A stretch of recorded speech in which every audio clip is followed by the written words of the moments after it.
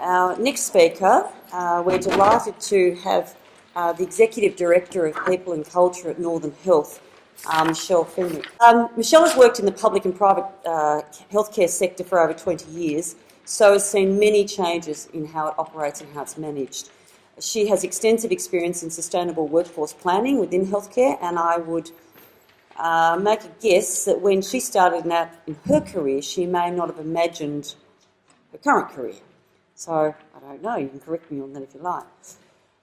Michelle's going to sort of give us a real life case study, I suppose, on workforce challenges from Northern Health's perspective, in particular how it's preparing for the predictive huge population growth in this region, which we've talked about before, and the overall catchment, and just how they're going to manage that with recruiting, encouraging, continual skilling up and training, and just general the well-being of both staff, I suppose, and the wider population. But before that, and I asked her if this was going to be her tap dancing, she said no, she'd do that after. We're just going to watch a short video on Northern Health.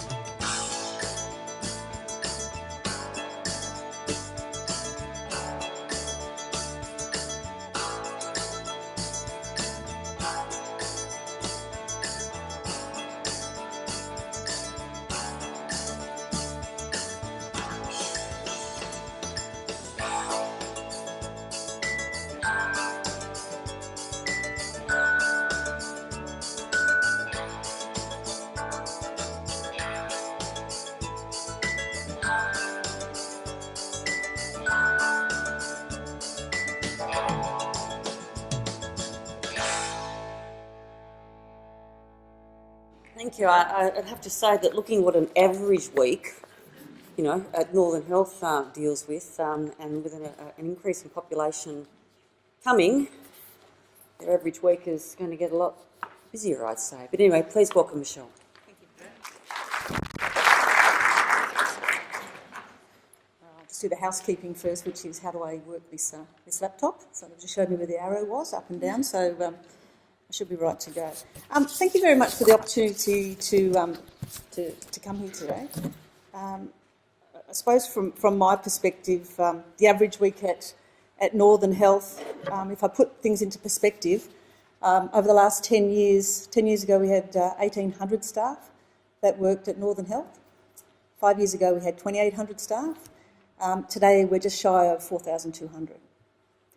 So the growth just from the workforce that's taken place over the last 5 years has been phenomenal. Some of the stats that you see there has probably grown by 10% in the last 12 months as well. So last year we saw 77,000 people in our emergency department. Close of shop on the 30th of June, the last financial year, we saw 86,000. And I must say it's not with the growth, it certainly isn't with the funny little rashes here and there, or the odd broken bone. I know that seems important when it's your bone. But we have a thing called Category 1, 2 and 3 that comes to a hospital, and we also have 4 and 5. So the breaks and the funny little rashes are the 4 and 5s. The growth area, or the growth that's taking place in our community, is a category 1, 2 and 3. So these are the sick people. These are people coming through for resuscitation, ICU, and CCU. So we're not seeing, happy to see the breaks and scrapes, but we're certainly seeing a higher acuity, a sicker patient presenting with multiple chronic diseases. They just don't turn up nowadays with their ailment. They turn up with 2 or 3 other things. They turn up with diabetes, they turn up with obesity, and they may also turn up with mental health issues. And then you're dealing with the broken arm. Throw some behaviours of concern into that, and maybe a bit of drug use here and there. I say that because we've got school use coming up, and it's in the press at the moment, what's going on up in Queensland. You add all these other variables, and it certainly is a dynamic workplace to work in. So I suppose the best way to start from my perspective, and I'm a bit of a researcher in the sense, or I'm trying to be. I'm a doctoral student myself at another university, I won't name, undertaking my doctorate in casualisation of the nursing workforce. So I've certainly got a bit of skin in the game, in the sense from workforce perspective in the health industry. And one of my driving things is probably, can I contribute to the health service before I'm a full-time user of it myself? So that's my starting point. So I sort of go out first and look at the population, the Australian population, and how we've changed, because we need to take into some of these considerations when we're making strategies and decisions around workforce planning. I know what I need today, but how have I looked previously and how am I going to look in the future? So if I was to look 40-odd years ago, I looked like a nice little pyramid, population pyramid. I died when I should have. I had a baby when I should have. And things sort of happened between the ages of 18 through to 72, which gives us a nice little triangle there. What seems to have taken place currently is we've got a bit of a beer belly, a bit of intervention that's going on, if you like, with health. So we're living longer, having less babies, and as I say, the beer belly. It could be suggested that the prediction is that we could be potentially looking at a population that could mimic the shape of a coffin.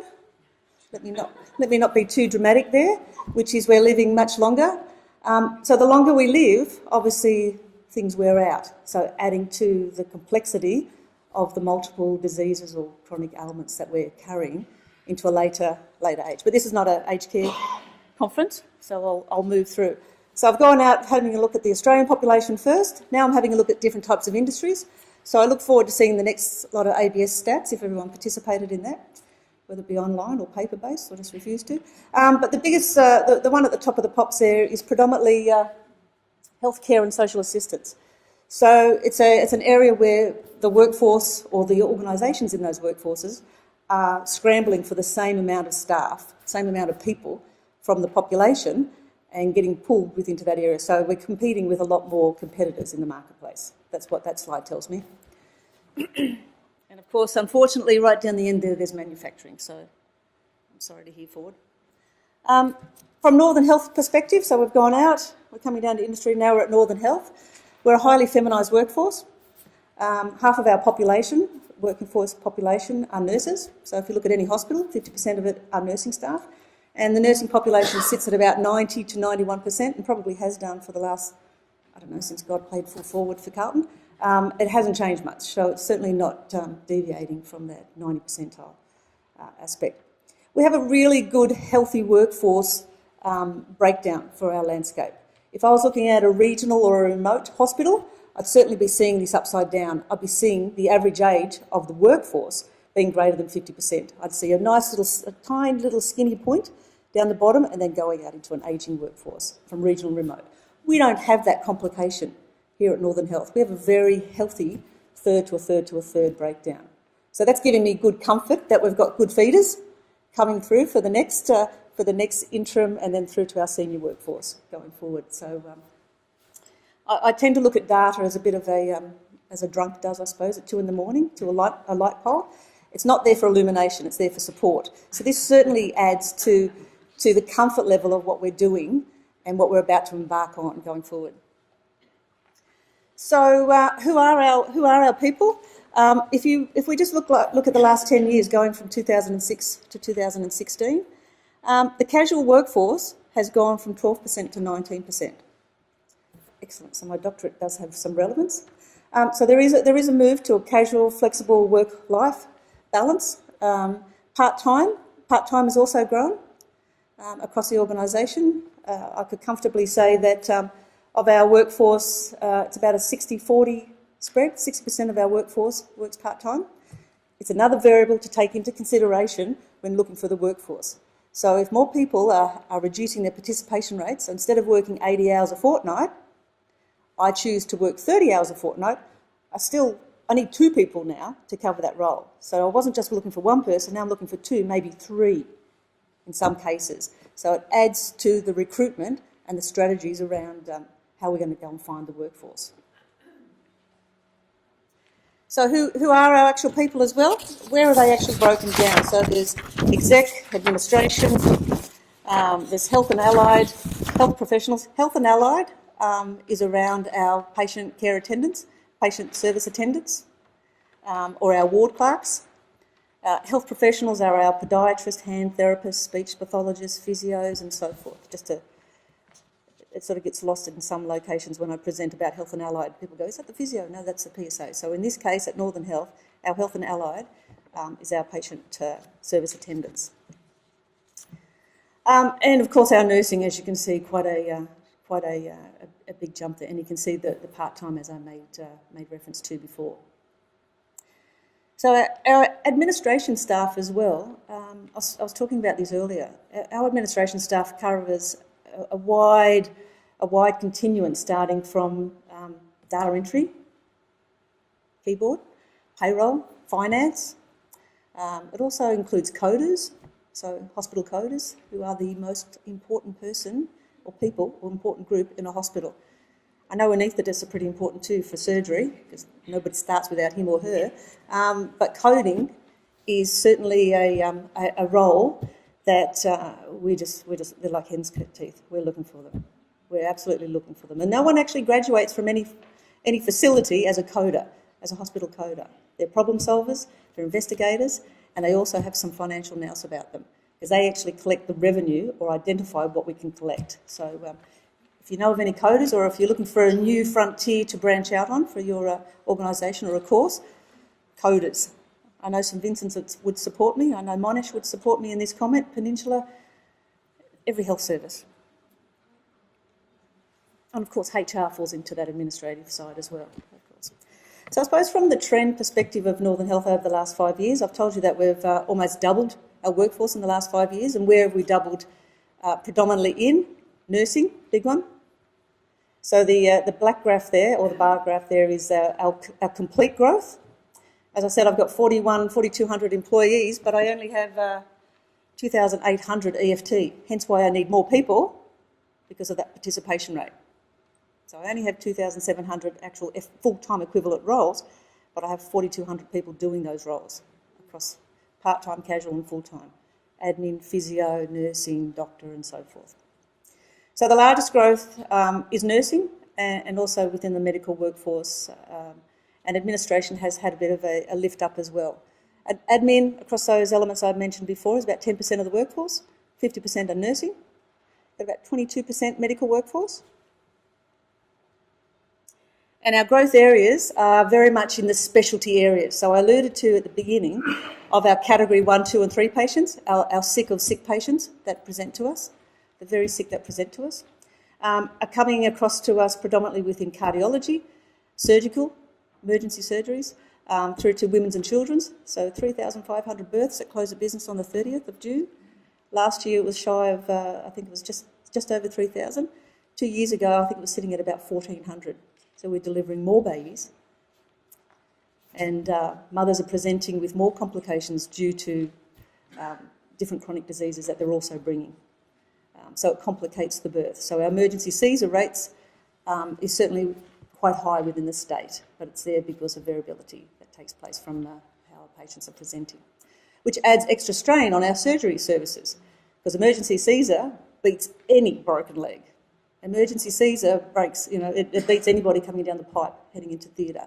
So we have a lot of pushback. People have to go back to bed and maybe fast for another day because there was an emergency Caesar. So we have a big engine room going on and multiple rooms working at different times and triaging taking place at every step along the way.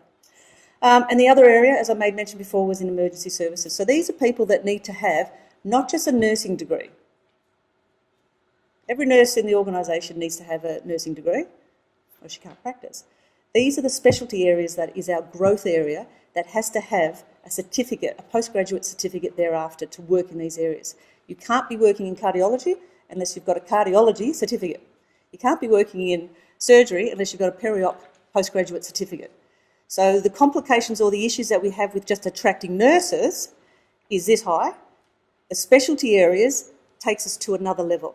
30th of June, we closed one ward and we opened another ward for 30 new beds.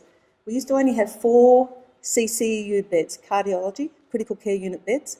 We have 33 now.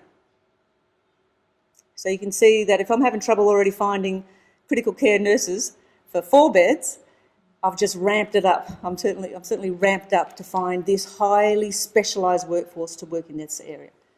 Same thing with ICU. I'm going to be opening more beds. ICU, predominantly about respiratory problems, breathing problems.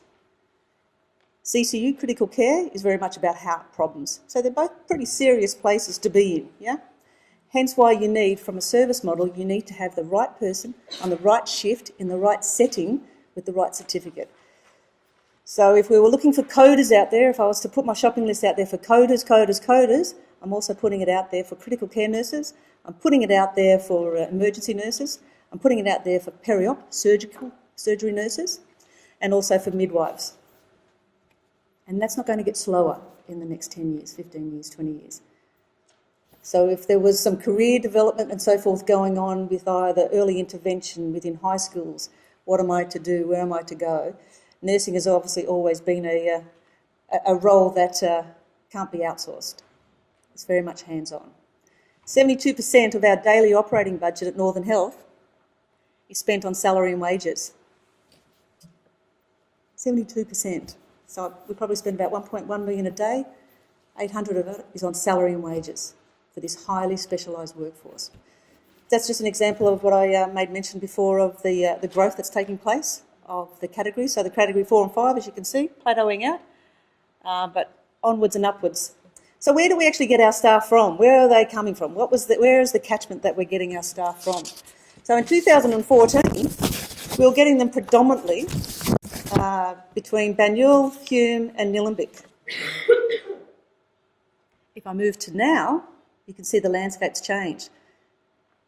So you can see from my recruitment strategy, how am I going to go and get this workforce? Where are they currently sitting? Where are they currently living is a predeterminant of where they want to work, yeah? 74% of my staff at Northern Health live within either the LGA or bordering LGA, 74%. So of course I'm not going to be advertising in Sydney. My recruitment strategy starts within our LGAs first. It's a good predeterminant of where to get our staff from.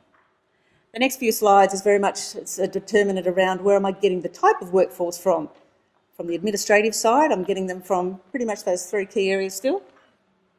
I'm getting my medical workforce more so into town. So one of the key things also out here is that Whittlesea is the next growth area.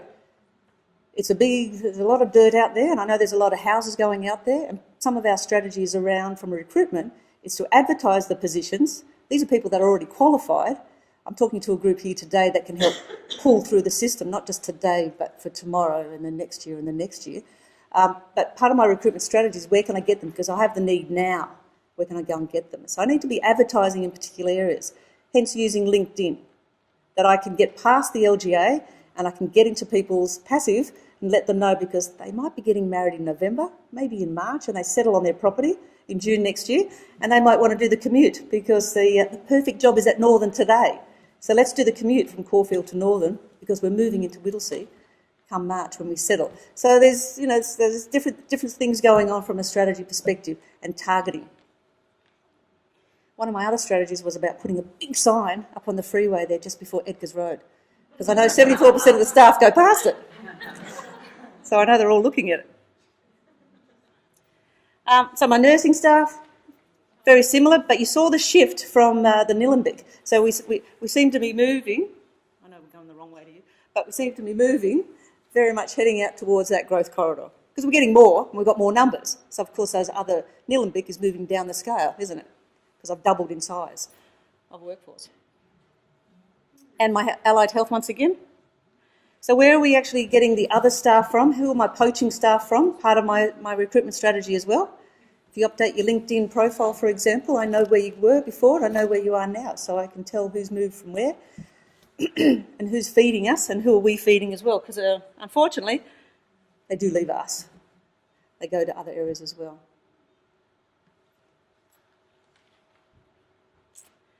So we have been over the last 12 months a big user of it because I've got too many blocks of land still out that way. I've got a lot of population coming in to see us at the hospital, but I don't have the workforce, the complete workforce, because I think I've just about exhausted it out there. They're coming, I know, but I think right now we've exhausted it, hence why we're using this strategy of using LinkedIn. Just an example, over the last 6 months I've got 95 people. These are people with those very highly skilled certificates, and I've gone out there and I've been dropping mailboxing passively into their LinkedIn accounts and pulled them across, and we've got about 95 of them over the last 6 months. It's a pretty good strike rate for a very difficult group to get. Other strategies are about us working with the staff that we've got now about putting in place step programs. So stepping them up, giving them a taste, move them into ED, emergency department, move them into that department and get them onto a program over the next 12 to 18 months to give them a taste of what it's like, but maybe in the early stages setting them up in the safer pods. So we have pods in ED, resus, breaks and scrapes, admissions and so forth. So we have different pods that are rated in the categories. So put them in there so they get to feel the hustle and the bustle of ED, they get to build relationships and so forth, and then we step them through a program and get them onto a postgraduate certificate course. Sometimes it's about introducing somebody to something because they've never been down, they've never been into theatre, they've never scrubbed up and gone in there. It seems to be secret business, the door shuts. And then when they go in there, it seems to be a big production line. Pass this, move that, don't do that, stop rocking, you're in my line of sight, move over there, to break down the secret business and go, I actually like this is quite good. It's very, I really felt like part of the team here and I can do this, and it gives them a taste of it, so bring them into it. They don't know what they don't know. So some of our challenges, which I'm sure we heard before from Phil as well, in the sense of our challenges of our recruitment and retention. I should take retention off because we have about a 98.7 retention rate at Northern Health. So when we get them, we keep them, which is pretty good. So I should actually take that off. It's recruitment at the moment. It's just recruitment. So Northern Health is just going to grow, and we need to do things differently because infrastructure, we just can't keep building wards and wards and wards and wards because, every time you open a ward, you're going to fill it.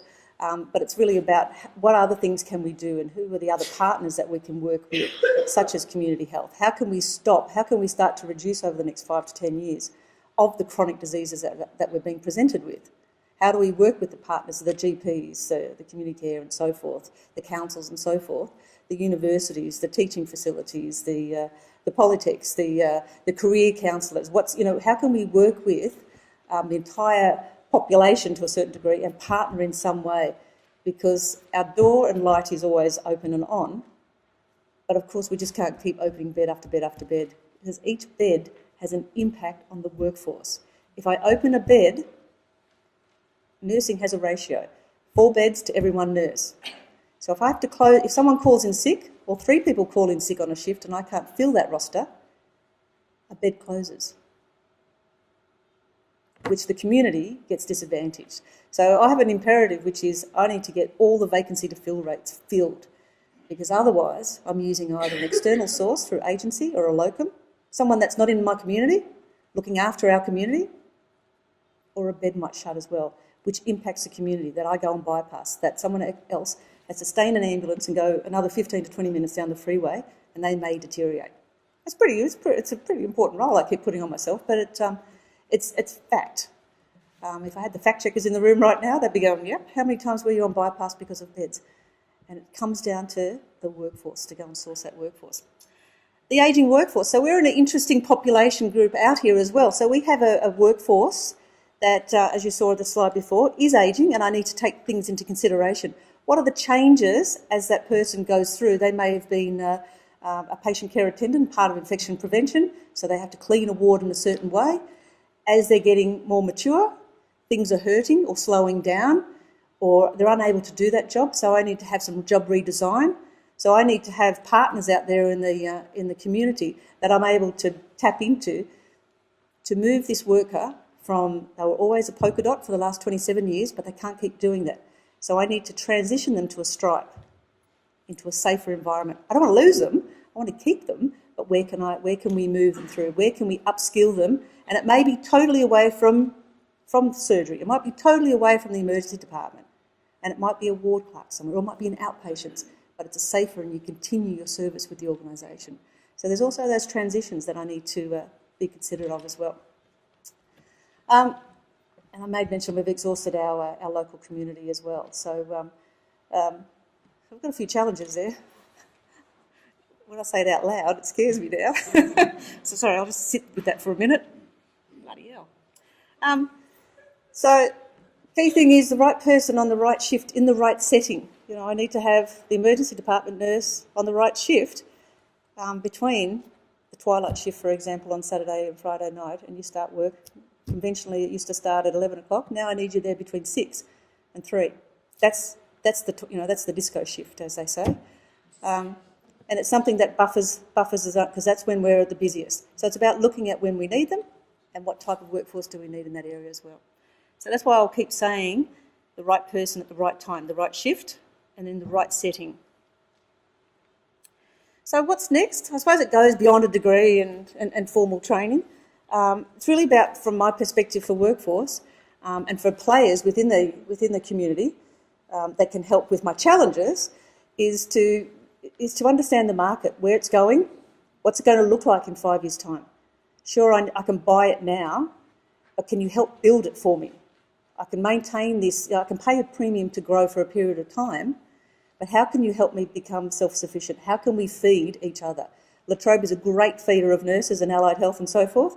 Melbourne University, hence the partnership that we have with our research and education. We have Melbourne and La Trobe, great feeders. So we have nurses that are coming out as graduate nurses. 2 years ago, we signed up, or we approached all of the graduate nurses to give them a job in the new year, but we talked to them quite early so they wouldn't go looking, something that hadn't been previously done before. I will guarantee you a job, because I'm tipping, I'm saying this probably a bit naughty, if you haven't failed in the last 8 months, you're not going to fail in the 9th month, yeah? So why wouldn't I come and approach you and say, I'd like you to stay on 0.8 or 1 FTE? You already know our culture. You already know where you put your cardigan. You know everybody in the room. You know who not to sit with in Naganis. So there's a whole lot of things that you can hit the ground running straight off. So it's about having a multitude of different strategies. So it really is about understand the market, where are we going, where do they exist now? You know, I might need certain things for certain procedures, but we can't do it because there's only 11 people in Australia that do it, and they sit in 2 postcodes. So is our hospital ever going to be able to do that service? No. Are they always going to be choppered to Melbourne? Yes, because they're the trauma or they're the burns and so forth. So it's really about understanding what you can offer to the community. And think outside the square. Have a multitude and have a hybrid of strategies all running parallel. Yes, I'm talking to Kanga. Yes, I'm talking to Polytech. Yes, I'm talking to... They're able to help me with this. They're able to help me with that. But it might change next month. It might change next year. What have they got coming up? Who can tailor what for me? I've got staff already doing this, but they can't do that going forward. How can we... And work with the partners, because, you know, I know a little bit about something within HR, within a hospital. The rest of you are the experts in this field. So I don't profess to know I just know what I need. And it's really about finding a partner that can help me with my problem. This big problem, to help me with this problem. So no idea or no discussion is crazy. It's really about thinking outside the square. Engage in career planning and mentoring. You know, if there's a gap, what was it, 20 odd years ago, how many students were running off doing environmental science? They're all becoming environmental scientists. You know, my sister became environmental scientist, turned into a partner, you know. So they were getting pushed and directed into particular areas because they're really sexy, but the need was over here. So how can I make this sexy? You know, if this is going to be a problem for the next 15 to 20 years, Maybe that's where I should go and get my first degree. I'll go and get my second one in something that I really like over there, but I'll go and get this one first. But how can I, through career planning and mentoring and guiding, to say that this is actually a pretty worthwhile career to get into in the acute setting, just as it is, Phil, from the community setting as well. Not wanting to steal the... We have a nice healthy tension there. So being mindful of different recruitment approaches used today to source tomorrow's workforce. So as I say, when I first went to the Chief Nursing Midwifery Officer to say I want to advertise all the nursing roles on LinkedIn, you could see her going, "You're not going to get them off LinkedIn, they all get it off Seek." Well, they probably lost their job yesterday on Seek, or they got annoyed at Seek yesterday, or they want to go somewhere else on Seek. So you're getting people who are actively looking for a role. I want to also tap into the passive, who's sitting at home and don't know what's going on at Northern. Show them this video, show them different roles, keep bombarding them and so forth. So, I suppose from my perspective, our workforce getting ready for tomorrow this is our workforce, and they range from patient care attendants, allied health. We have aged care ENs, medication endorsed ENs. In the birth suite, we have medication endorsed enrolled nurses. So 1 year training. They take a bit of the pressure off the registered nurses because we're incredibly busy there. If they've got medication endorsement, that's fantastic because it changes the ratio that takes place within that area to make it safe. So the pressure just isn't on the midwife. So it's about also delivering safe care and having the right mix, the right workforce. So deviating and so forth through that. Our young doctors, I must say that for our next cohort of doctors coming in next year to Northern Health, I think there was 1,000 doctors that went through the listing, when you do your high school certificate or your VCE here in Victoria. You get rated, from the top student to the last student, and we put our ratings in of who we want and what students and so forth. And I must say that next year we've got our 40 positions, our top 40 positions, our only 40 positions, but we got them out of the top 200 of all medical graduates, which from our medical school is a fantastic outcome. So it's the first time that we've been able to achieve that of the top 200, knowing that Monash have 104 places. Alfred have about 67 places. We only have 40. St Vincent's, they have about 45 places. So we got 40. So that left them with 160 to play with out of that top 200. Sorry, that was my bragging rights. To the top left-hand corner, last year, Dr Anastasia Castles, who was born and bred in Mill Park, went to school in Mill Park, went off to Melbourne Uni, came to Northern Health as an intern. I'm sorry if Anastasia's mum's here in the room. I'm telling you this without notice. And at the National Awards last year in Darwin, was nominated and was successful in being Victorian Doctor of the Year from Northern Health. So, you've got to celebrate the good stuff. So I get quite excited about that. So onwards and upwards from Northern Health perspective, because you know what? We just have to. So I suppose that's the end of my presentation. If I was to give some takeaways, if you were in career counselling, if you were in a training organisation, if you had strategies around recruitment, how to find this workforce, as Health Workforce Australia predicts that by 2020 we're going to be 100,000 nurses short across Australia because the participation rate's going down. And if I put that in perspective, today there's about 104,000 nurses working in New South Wales Health. So there's a lot of people that we need to find. There's 10% more nurses. But their participation rates are going down. So we need more of them just to get by with what we've got today. So my takeaway was basically I have a problem. The community has a problem going forward, but I think we've got the right players in the community for us to work with to source them, either to get us by with today or to start working on what the strategy looks like over the next 5, 10, 15 years to build this amazing workforce and have a few more Anastasia Castles. I look forward to that. So thank you for that.